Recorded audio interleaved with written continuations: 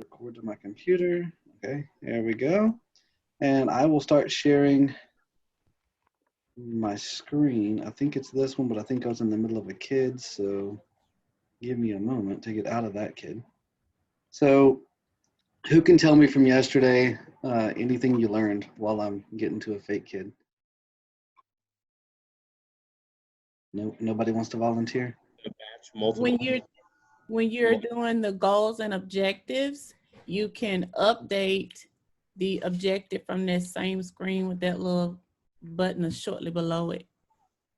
You are absolutely I don't know how to correct. describe it. But yeah. Awesome. Also, you can batch multiple progress reports. That was very, very good. Wonderful. I'm so excited about that. You don't even know. I used to do one at a time every time. I hated it. So that's amazing. Taking your time through those. I've been doing this pre-eSPED, so that makes me extremely happy.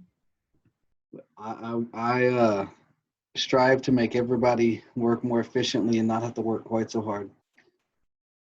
So I think yesterday we were in Elizabeth fake. I think that's the one I was messing around with. And in our how to conduct an ARD yesterday, I'm just going right back in to pick up on a screen. We had finished, and y'all tell me if I'm wrong. We had finished and stopped right here on accommodations. Okay. And I looked at what's left as far as screens of an ARD, and this is a basic ARD. I'm not going to do the supplements, the autism supplement, and how to complete that, and the behavior plan. That may be another training down the road. I'm just trying to get through beginning of ARD to end of ARD. So I will try to get all the way through. Today we'll cover state assessment, a couple of other screens, and if we have time, we may venture into the schedule of services. If not, you'll have to return for part 3 tomorrow, where we talk about schedule of services through the last 5 or 6 screens after that to complete an ARD. We said yesterday, we remember we add our subjects, pick our accommodations. This is a radio button. I actually worked troubleshooted a help desk call today for somebody that said it was checked and it wasn't printing on their paperwork. They thought this was the check mark. So it happened as recent as today. So we get all of our accommodations in there. We click next. Our next screen is state district assessment results. You have assessment results. You could click assessment results here and type it in. I'm going to show you a trick. It won't work for this past year because due to COVID, nobody took STAR tests. But when we take STAR test, here's a trick. Instead of trying to copy and paste from Aware, we get that state testing file from Pearson, and you can click this button. That's import scores. Select the scores. If it were a real kid that had taken a test last year, their test scores would be here for any year that they've taken the test. You would click the years you want, click OK, and it puts it in a nice little grid for you here by the year, the grade the kid was in, the subject, what kind of test, and what the result was. So you don't have to copy and paste from Aware. You don't have to type it. Once we're actually taking state tests again, we import those scores, or we load them into the system. You have to take the step of clicking import and tell me which years you want in on this page. But you want to make sure that anywhere it says if checked, print the results. If it says if checked, it will not print if you don't check it. So if you put something in here, get credit for your hard work, click this little box. You keep scrolling down.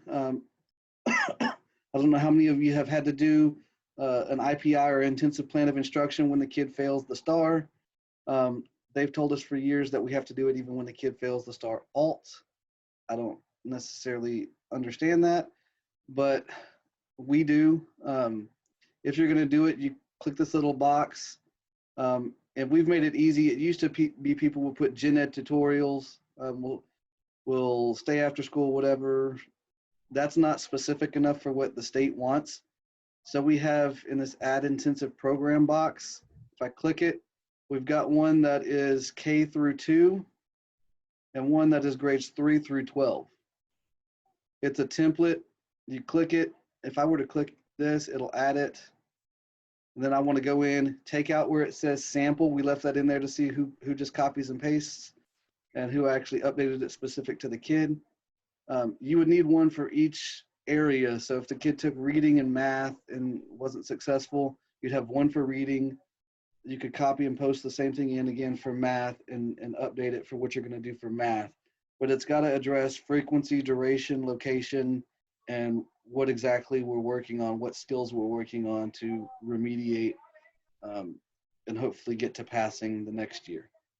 So we didn't leave it up to you to try to guess what all the states wanting. They told us what they wanted. We built templates. You just have to fill it in.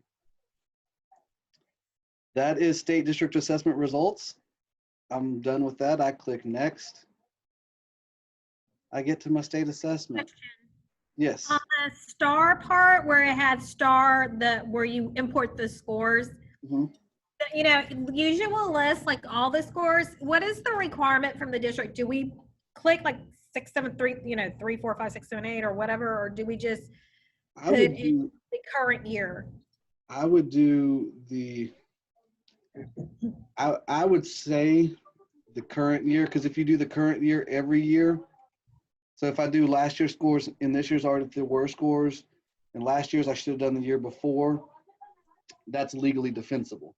You don't have to put 6 years, but we want you to at least have reviewed and know what the kid did on the scores. And sorry. Go ahead. And on that other page under like the district assessments, what is on the one above the star imports? The one you just came from? Here? The assessment results, do we just cut and paste everything from Edu4, is it aware, or do we just? You could. That some campuses copy and paste like the benchmarks and things.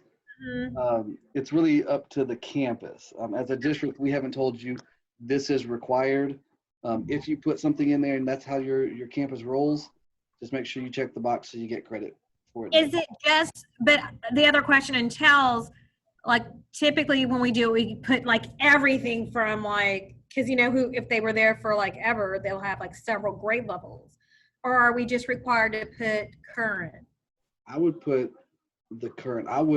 I personally wouldn't list every grade since 3rd grade of benchmarks that they've taken, especially as you get older.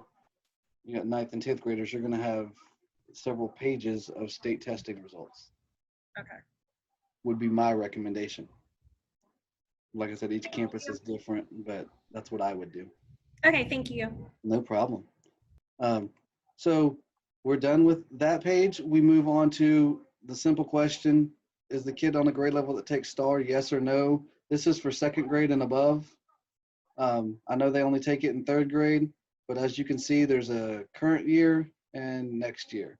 So if the kid's in 2nd grade, we're going to say, yes, we'd like to try to plan for the next year. Unless it's like August, September, I'm doing a 2nd grader's ARD. I'm coming back to ARD again, August or September of the following year. I wouldn't necessarily need to address it. But if I'm having an ARD in April and the kid's in 2nd grade and I may not get back to ARD, I'm going to want to at least try to project something of what the kid would take. If you're pre-K kinder first, EE kids, you check no and move on and you're good. Oh, hold on, I'm looking at the chat. Well, I was trying to. There was a chat question. I don't know where it went. I'll look for it in a little bit. If it was your question, feel free to unmute and ask. The duration of special ed services, you've addressed that 2 times before now. You did it on the very first screen of the ARD, and you did it on that accommodations page a few screens ago. If you're having a STAR revision, you're going to go in and put the date of the revision ARD and what you're revising, what part of STAR you're revising here. We've got our STAR Alt 2 participation requirements. If I say it's good, I'm checking this, I go to the blue go to button, it'll take me to that screen that requires initials and explains what the STAR Alt 2 participation requirements are. We've also got our medical exemption and our no authentic academic response, the NAAR, for our pretty severe and profound low functioning students. And those, if you're going to check one of those boxes, that's one of those things I would run by. It's typically Tammy Weber. She's our success specialist in the department and our state assessment guru. So if you're going to check one of these, I'd run it by her before you fill that out and go to ARD on it. Because we run reports on that and check, and we don't like to be surprised of, hey, somebody checked this and we've never heard of the kid. Then we've got state assessment. We've got every year up through 2021, 2022. Every year in the rollover, I add the next year. So this year, I picked 2020. Next year would be 21, 22. Only pick the grades that are, or the subjects that are appropriate. If it's a third grader, he's taking reading, math. That's it. Fourth grade, they take certain subjects. So you can put NA if it's not applicable for the kid. If they're taking, let's say they're taking online STAR, and then they're going to take online STAR, I just make sure I put something for this year and for next year, what I think they're going to take. We can always come back to ARD and change before next year's STAR, but we like to have 2 years in there. If the kid is 8th, so you're either going to use the top box or the bottom box. 3rd through 8th grade is on the top, 9th through 12th is on the bottom. There are those rare situations where you've got an 8th grader taking algebra. You'd want to put something in here. If you've got an 8th grader going to 9th grade, you'd put current year would be up here, next year would be down here, because next year is going to be 9th grade. You just want to make sure you follow those. And then any LPAC recommendations, do they recommend any of the tests in Spanish, reading, writing, math, science? You can check that. One of the options on here though is STAR Spanish. So if you're going to check that, I would say click STAR Spanish or STAR Spanish online, if that's what the LPAC's recommending. If there are any notes you wanted to add regarding the STAR test, to me, it's pretty straightforward. I picked the test that the kid's taking. If I need to add notes, I guess I could, but I could type 27 pages of notes about what kind of STAR test they were taking. Please don't type 27 pages, but it's there if you want to. Once I'm done with what STAR test they're taking, I need to know what accommodations they're taking on that STAR test. They've got STAR A eligibility. Ignore that. We don't do STAR A. If it pops up like that. This is a quick reference if you get into a debate in a meeting where a parent or somebody, a gen ed teacher is wanting an accommodation. This link right here goes, and I'm not going to click it because half the time it doesn't work till like January, when TA updates their approved STAR accommodations for the year. But it would take you to the STAR accommodations triangles where they break down, here's what is required in order to receive this certain accommodation. As I get to here, this is going to show me every accommodation that the kid currently has. I want to make sure these are appropriate, and this is clearly not appropriate because this kid has 122 accommodations, and you're supposed to stand on your head and spin cups on a stick while giving the STAR assessment. 122 is not feasible. But I want to go through and look at this, and let's say he doesn't need this anymore. I just click delete. It asks me, am I sure? It's gone. But let's say it's an initial or something. The kid doesn't have any STAR accommodations at all. I click add STAR accommodations. It's going to pull up a pop-up window here that shows me all the accommodations. Why is it jumping around today? Okay. They're changing it as I just did it. That's crazy. Well, okay, so it just dropped in. That's what it jumped because it's putting again all those 122 accommodations that the kid had, which I hope I never see that on paperwork. For one, he's got every regular STAR accommodation and every STAR Alt 2 accommodation on the same screen. That won't happen to you. but we've got the accommodations that we could add. We have it blacked out. If it's not, as we scroll, those are things we don't typically use anymore. But we've got it math manipulatives. You can use it for math. I don't get math manipulatives in reading, so it's blacked out on the screen. I can't even click it. So it prevents you from selecting an accommodation that's not allowable on that STAR test. So you'll see the ones that are typically, that can be done, the structured reminders to stay on task, individual admin, extra time, things like that are up here at the top. What we've done this year, if you've been in our district anytime at all, I got with our state testing department and testing coordinators on campus, trying to make sure we don't select an online accommodation for a paper test or a paper accommodation for an online test. And sometimes reading these is really difficult to figure out which one was for online and which one was for STAR. So we did y'all a favor about 3 weeks ago.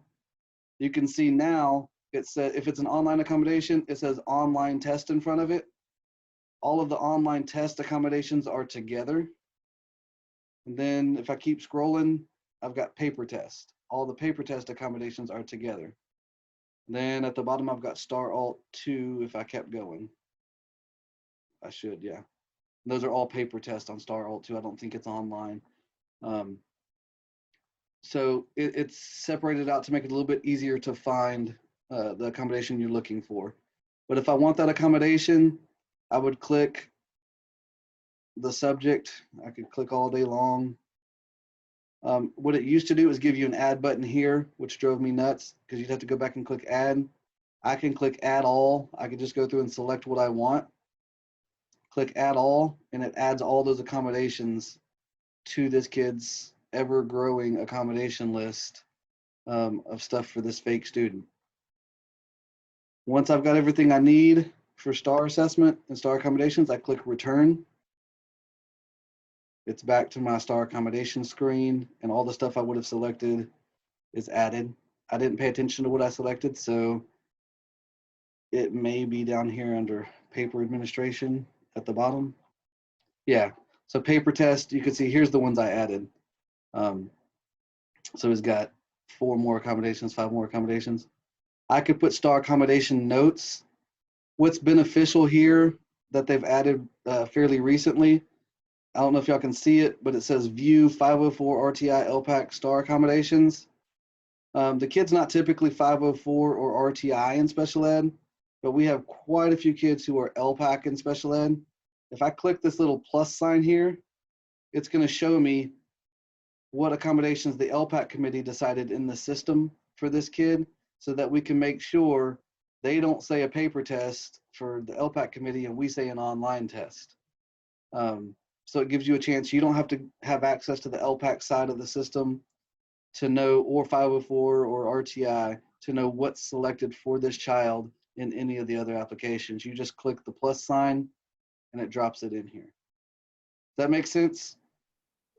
I have a quick question. All right.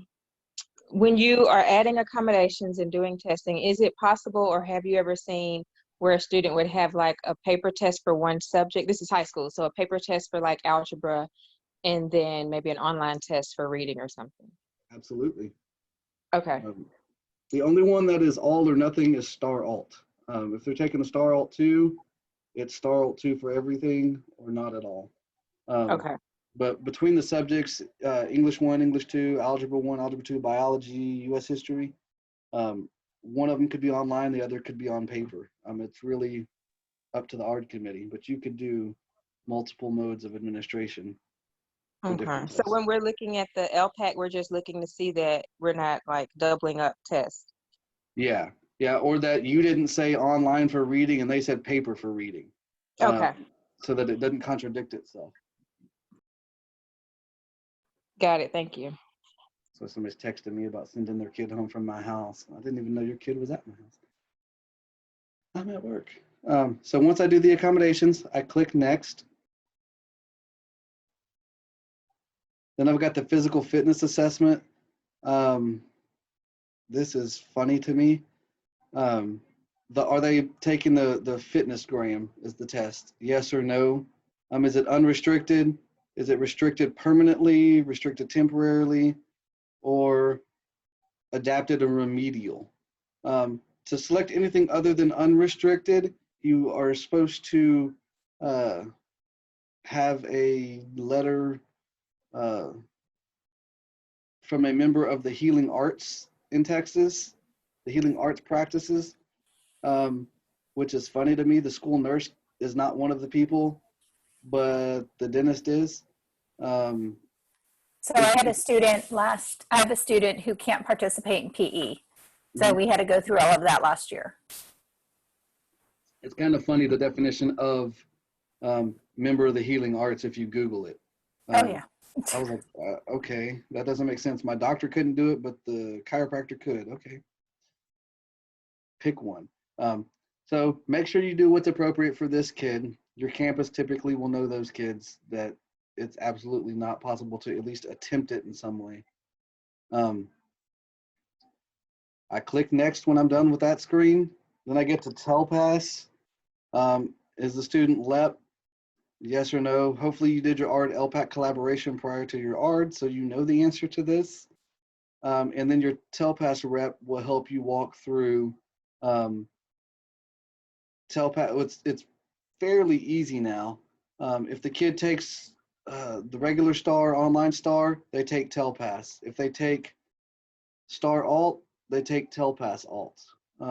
You can't take the regular TELPAS and STAR Alt, and you can't take STAR Alt and the regular TELPAS. So they match. If they meet the criteria for the STAR Alt, they meet the criteria typically for the TELPAS Alt. Although it's got a button here, the requirements are pretty much the same. You could add TELPAS reading accommodations. Once again, your LPAC rep in your meeting, in your LPAC ARD collaboration meeting that happened prior to your ARD should have all of this information for you. So I won't go into what's the answer. I don't know. It depends on the kid and what the ARD LPAC collaboration committee said. Then I click next. It's going to give me TELPAS test scores. If the kid had TELPAS, I could click add the grade. And I'm going to find out if that's something you have to put in because it's a fairly new screen. Or if that's something that we could have a button that says import as well, so that we just click import and you import and it puts it where it's supposed to go. So I'll follow up on that one. So once I've done all my TELPAS stuff, then I get to district-wide assessments. Are district-wide assessments offered for the student's grade level? They're in Pasadena. The answer is yes. Will they be able to participate without modifications? Yes or no? Do they meet participation requirements for the STAR Alt or the alternate assessment, not STAR Alt, the district alternate assessment? Yes or no? Then it's got all the different district-wide assessments that are given by various levels in the district. Then we've got an alternate. It's typically an alternate or standard. There is no modified assessment, but it won't let me because some districts in the state still do modified district assessments. We don't. So I would put it here. Then I have my accommodations. It's a text box. I would type what accommodations the kid needs for, let's say, the reading benchmark. If I click add accommodations, it's all the same ones, but it's the same ones that are in the classroom. Then I hit save. It's got them listed in there. What we don't want to see, and we've seen in the past, is somebody click this box and type same as state assessment. That's not okay because there's some things we can do on district-wide assessments that benefit the kid that we're just not allowed to do on state assessments. So we want you to go in and click add accommodations and add the ones that the kid would use. Some of them just put same, not even same as state assessment, it just said same, and the same as what? We don't really know. So if I had information in here and I wanted to clear it, it gives me a button to click clear, and I could clear out last year's information. If there's any additional information, you could click a little pencil paper icon and you can type away as far as any additional information you would want for district-wide assessments. Then I'm done with that screen. I move on. And before I get into this, are there any questions that I haven't addressed Yes. in regards to it? Yes. go ahead. Who is in that LPAC collaboration meeting? It's typically somebody from special ed, an administrator, and somebody who's LPAC certified. It's a 3-member committee. And as we get into vertical alignment meetings for LSSPs and diagnosticians, Tammy stands up and talks about that 3-person committee. You'll hear her say 3-person committee several times. And that the administrator could be the same person that is going to be the administrator sitting in the ARD, but it has to be a 3-person committee. Okay, thanks. And when you say someone from SPED, is that typically the CBE? That depends on the campus. I couldn't answer that for your campus specifically there at Atkinson, but sometimes it is the CBE, sometimes it's been case manager. Okay. So it really depends. I would check with your campus. All right, thank you. No problem. Any other questions so far? All right, I'll keep going. This one's pretty straightforward. We go down the list. Did we provide it or consider it? That's the option. You look at these. If we considered it, mark it considered. If we provided it, mark it provided. Educational benefit provided. Was there an academic educational benefit or a non-academic educational benefit? What I have seen and laughed at is when we have no and no.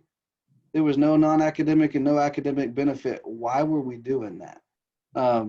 Is always my question, just from practical purposes. Title I, ESL. So it's just a long list of what other alternatives did we try prior to special education. So you go through, if we didn't provide it or consider it, you don't have to put anything on it. Don't feel like you have to go provided, considered, you'll be here all day. Please don't do that. So if we provided it, yes. If we considered it, but we didn't provide it because there was no benefit. I could see considered no and no. I considered ESL, but the kid's not bilingual, so there's no benefit to doing that. So I would just go down this screen and look at what's there. Once I'm done with that screen, I click next. I've got LRE Service Alternatives 2, more stuff about LRE. Were the efforts to modify and supplement the students' participation in the general ed setting sufficient? Yes or no? If the kid's in all self-contained special ed, he wasn't in gen ed. So we could put no. We didn't modify. The behavior or cognitive ability was such that it wasn't the least restrictive environment for him, so we didn't modify or supplement gen ed. We did what was appropriate for the kid. Will the student receive an educational benefit from participation in gen ed setting, including non-academic benefit, socialization, social skills, things like that? I'm trying to think of other ones off the top of my head and I can't. So you just answer yes or no. And then the ARD committee, the third question is, the ARD committee has considered the effect the presence of a child with a disability has on the general education classroom, and therefore, or thus, on the education that the other children are receiving. We always think about it, but at the end of the day, I'm charged with doing what's right for that special ed kid. So unless they're gonna tear up your classroom and violently hurt somebody, I'm trying to get them out least restrictive and some gen ed time as much as I can. But yes, I always think about how will that impact the classroom. Describe the student's overall educational experience in the general education setting. It gives you a box to describe it. If the kid's not in the general ed setting, there's not a whole lot to put there. If there is, describe what it looks like and the benefit to him participating in general ed. Does the ARD determine additional staff training is required to implement the student's IEP? Yes or no? If you say yes and you specify, like, the teachers need more training on autism, behavior, whatever it may be, we said somebody needed training, please let your specialist, your CBE, somebody, administrator on your campus know, so that our department can get the training to the teachers that they need, because we don't want to say that they need training and then 6 months later nobody's provided them with training on how to work with students with that ability or disability. Then the two questions, it's one or the other one. You can't select both of them. They either get all of their instruction in the general ed setting with supplementary aids or services, or the student receives part or all of their instruction in the special education setting. If the kid gets pulled out for speech therapy, it's the second one.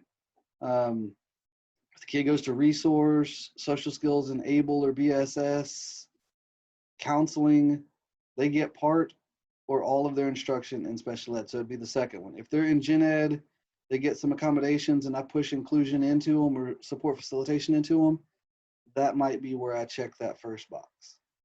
Does that make sense? Okay. So then I'm done with that screen. I click next. LRE removal from general ed. Are they capable of meeting all of their goals and objectives in gen ed?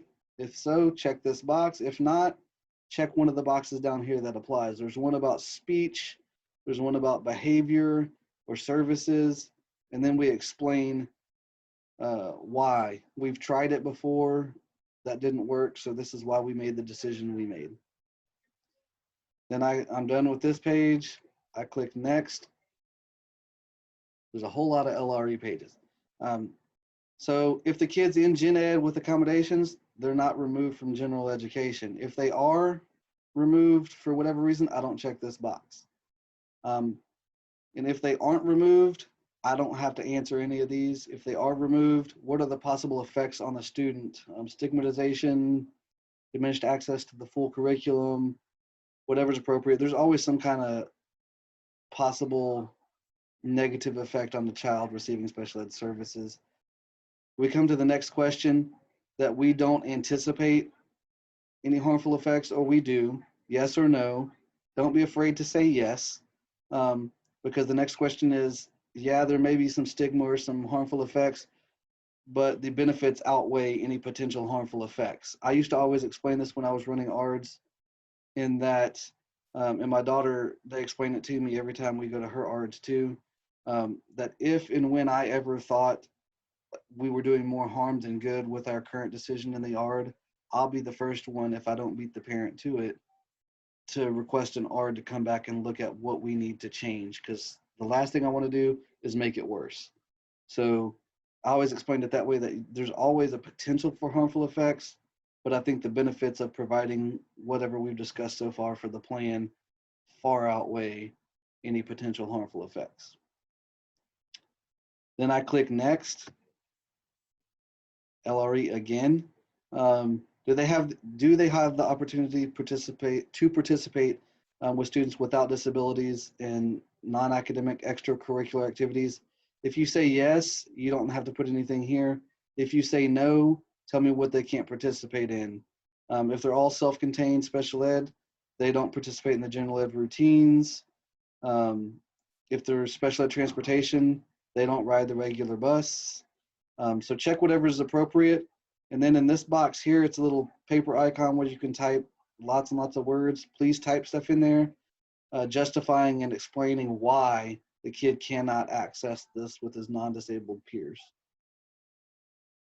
Then I'm gonna look at the next page, and I'm gonna go one more page and then I'm stopping.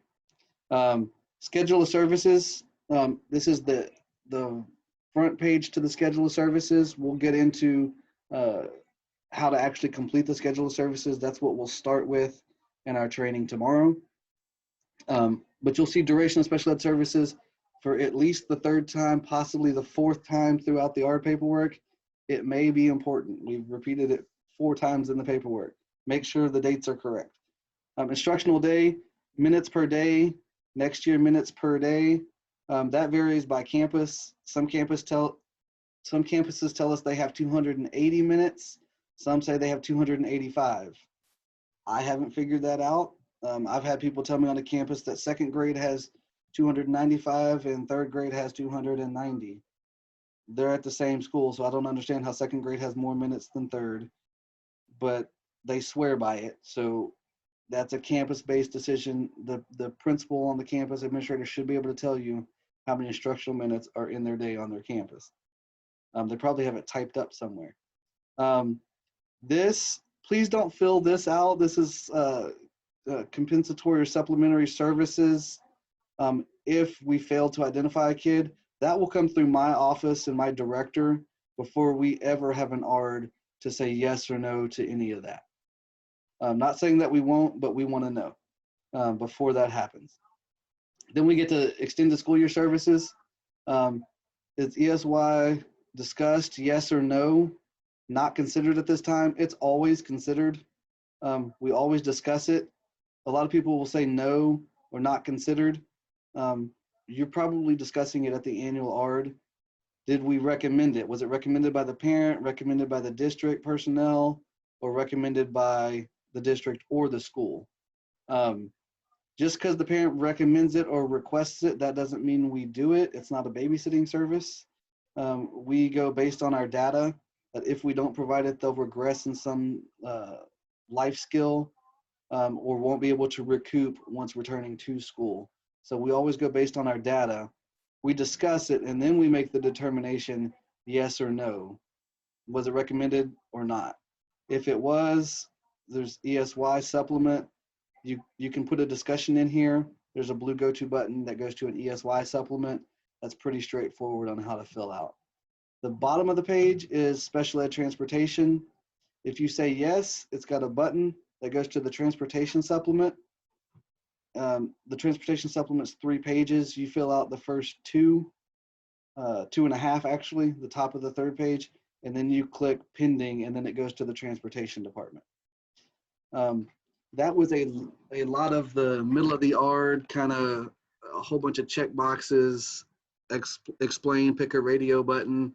That stuff can kind of get redundant. I know doing mini ARDs, it's stuck between the accommodations and state assessment and the scheduled services and what classes the kid will be in. But that's where I'm going to stop for today for part 2. I'll open it up now for any questions.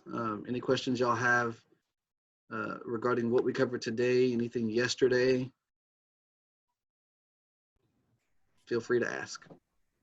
My question, I put it in the chat, and it was more about when you post the videos after the recordings.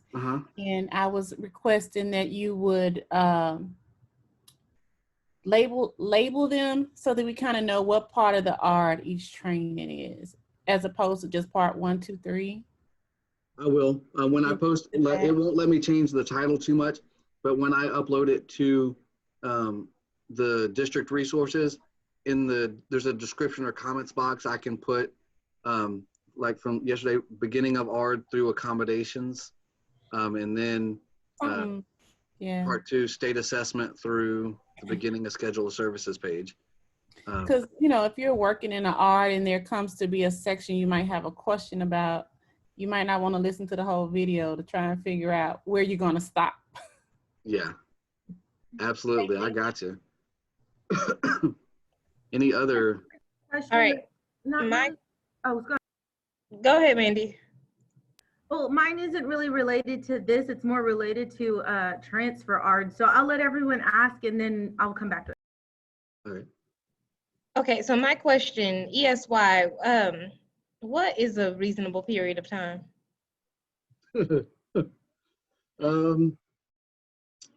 They typically say within a few weeks of returning from a break.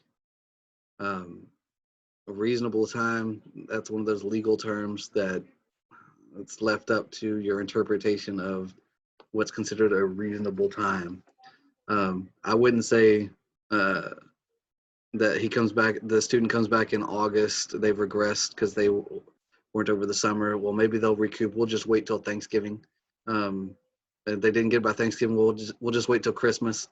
If it's a whole semester, that's a little excessive. I would say within the first 4 or 5 weeks of school that they're recouping any skills that they may or may not have lost would be a reasonable time, in my personal opinion. All right, thanks. No problem. Any other questions? I know Mandy's got one on transfer ARDs. yes, we have to do transfer ARDs. But any other I don't questions? have a question, but I just want to, if I can help answer that last question a little bit, Oh, yeah. when I'm explaining it to parents. And then James, if I'm wrong, you can like correct me. It's okay. Oh, no, go ahead. So when I'm explaining that to parents about the reasonable amount of time, I always like to explain to them 3 to 6 weeks. And I'm high school, so I don't know if you're elementary or not, but I always say 3 to 6 weeks, and that's because of grading periods. So 3 weeks, you know, is the halfway mark, and then 6 weeks is the end of the grading period. So we'll be able to see a regression in 3 to 6 weeks, and then at that point we can come back and visit. But by then they should be able to recruit, especially between the 3 and 6 week mark. So I always reference grades because they'll be able to get those, you know, those grading periods. Yeah, and that's a good benchmark as far as what the parents are used to with progress reports and report card timing. Yeah, they'll call you and ask you anyway if if their grades aren't what they want. Oh yeah. So yeah, no, that's spot on. Any other questions or comments? I'm here all day. Anybody else? I know Mandy's burning to ask a question about transfer ARDs. I just don't know where to even start.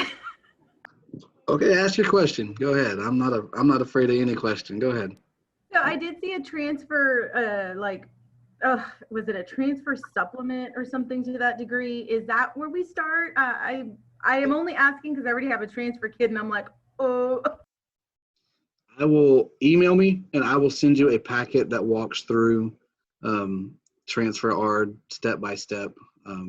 What it is. That is amazing. That's exactly what I need, and I'll figure it out from there. Well, and then it's 2 pages. You start, and then it takes you arrows to what you have to address. All right. Any other questions, comments? Happy it's almost Friday. Friday Eve. It is. It is. I don't have to focus as much tomorrow. All right. So I'll stop sharing my screen. I'm going to stop the recording. If there's a question you wanted to ask that you didn't want recorded, let me know.